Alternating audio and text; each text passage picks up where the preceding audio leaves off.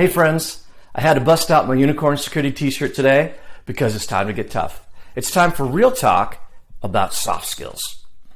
In a Conversations with Dr. Cybersecurity session earlier in the week, the panelists and the guests got into a discussion around soft skills. And it occurred to me that we continue to frame this, think about it, discuss it in a way that's not really very useful in terms of moving forward.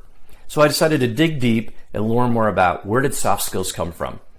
And in a moment of serendipity, guess who I found out invented the term? The U.S. Army. In a paper published in December of 1972, they talked about a conference where they had been discussing soft skills.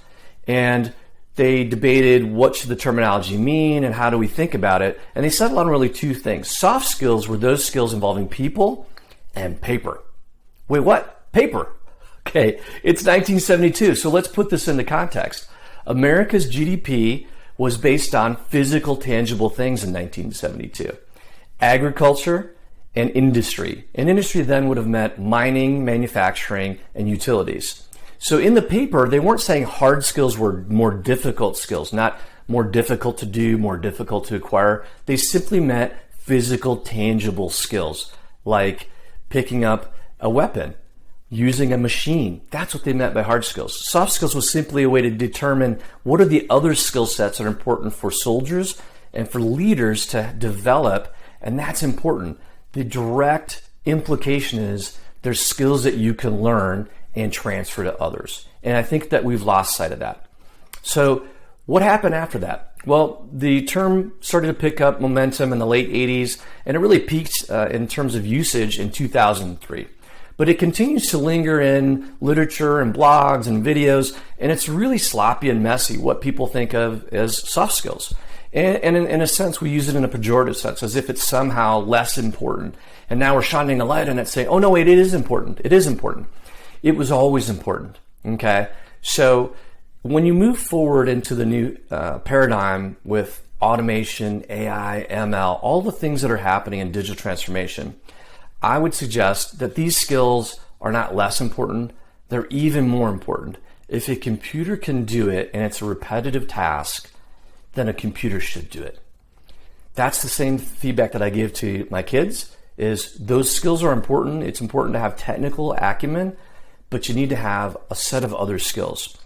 So what do I mean by that? And in a great book called For Your Improvement, they list 67 competencies. Only one of those competencies is technical skills. Am I implying or suggesting that having certifications, having a skill in a certain area is not important? Absolutely not. But it's only one of those skills. And why? So why do we look for that when we're doing job descriptions, we're doing interviewing and hiring? Because we shouldn't.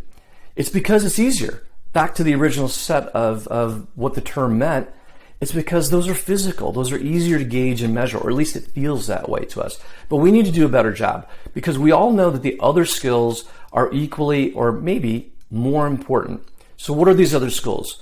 It's creativity, problem solving, dealing with ambiguity, the ability to communicate ideas, the ability to influence others to move forward. Those are skills that are critically important. So here's my message. When you're writing a job description, when you're interviewing candidates, look for those competencies. Those are things that can be trained. I disagree that it's something that's intrinsic to a person. You can teach these things. We can all get better with dealing with ambiguity, having difficult conversations, creativity, thinking big. These are things that we can improve. And so we should strive to do that. So that's my message today. As always, stay safe out there. Hit me up below with your comments.